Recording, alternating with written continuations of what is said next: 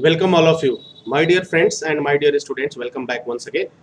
आज हम बात करेंगे सबसे खतरनाक धारा कौन सी है। क्या कंपनी में कार्य करने वाले एम्प्लाई जैसे कि health safety officer, fire safety officer, civil engineers पर यह धारा लागू होगी या नहीं, क्योंकि कंपनी कंपनी एक्ट के अंतर्गत गवर्न होती है। तो इस तरह के सिचुएशंस आए हैं।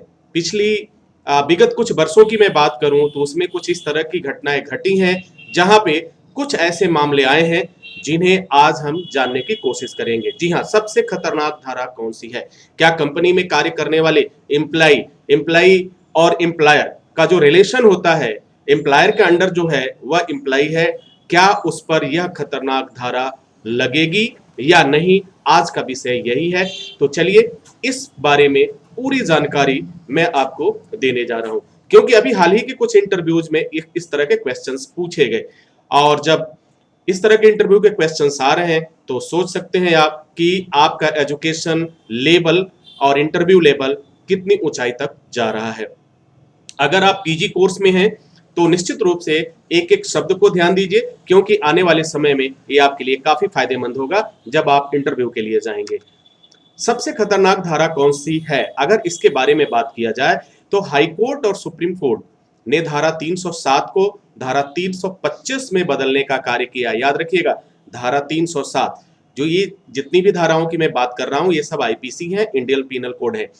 तो 307 को धारा 325 में बदलने का कार्य किया है, या यदि इसके लिए खतरनाक हथियार का इस्तेमाल किया गया हो तो धारा 326 में। लेकिन दुर्भाग्य की बात यह है कि पुलिस धारा 325 और 326 लगाती ही नहीं है, यानी यह धारा कायम करने से वह भी घबराती है। वजह क्या है यह भी मैं आपको बताऊंगा। धारा 325 का मतलब पुलिस तो क्या, वकील भी हड्डी टूटना ही समझते हैं।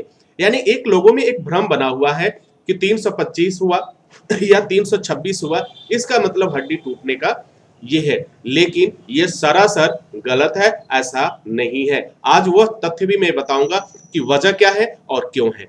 तो ये तो आप जान गए कि सबसे खतरनाक धारा कौन सी है जब 307 325 में बदल जाए, ठीक है, और उसके साथ साथ 326 का भी एक्टिवेशन हो जाए यानी जुड़ जाए, तब जाकर के जो धाराएं बनती हैं वह किस तरीके से काम करती हैं, जो कहा जाए कि जीवन का एक चौथाई हिस्सा ले सकता है। यानी वह पूरा जीवन का जो भी आपका समय बचा हुआ है, उम्र बची हुई है, कम से कम चौथाई वर्ष तो आपको जेल में ही काटना पड़ सकता है।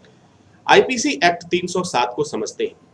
इस पूरे मामले को समझने के लिए आपको 307 को समझना होगा, 325 को समझना होगा, 326 को समझना होगा।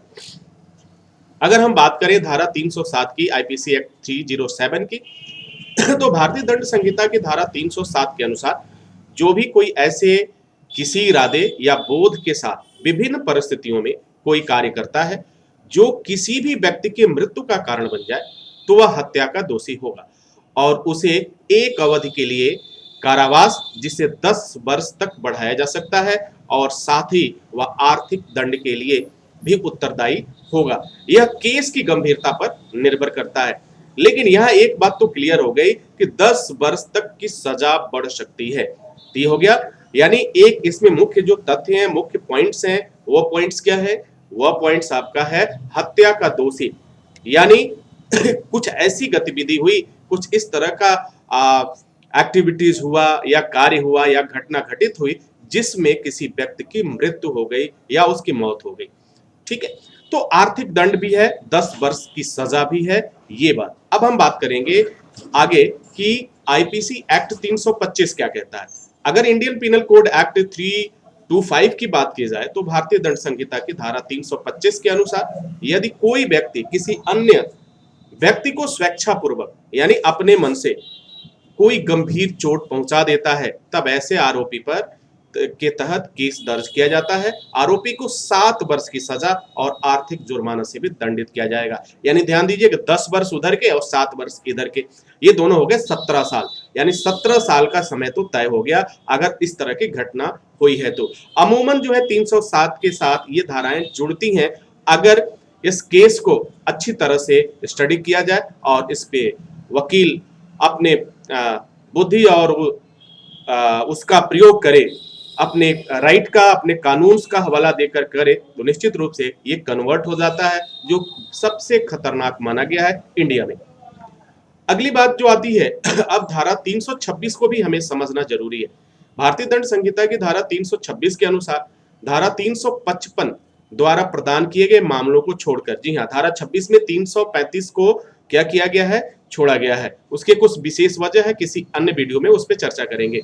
जो कोई भी व्यक्ति घोंपना यानी चाकू से या हथियार से, धारदार हथियार से गोली चलाना, काटने के किसी भी साधन के माध्यम से किसी अपराध के लिए हथियार के रूप में इस्तेमाल किए जाने वाले उपकरण से स्वेच्छापूर्वक ऐसी गंभीर चोट पहुंचाए जिससे मृत्यु कारित होना यानी मरना संभव है, मरना तय है, या फिर आग के माध्यम से, जी हाँ, फायर सेफ्टी ऑफिसर जितने भी लोग हैं यहाँ पे बहुत ध्यान से देखेंगे, या फिर आग के माध्यम से ये घटना घटित हुई है तो धारा 326 जो है वो लागू होगा इंडिया के लिए। ये जितनी भी धाराओं की मैं बात कर रहा हूं ये आधिकारिक रूप से जो लागू होंगे वह इंडिया के लिए होंगे।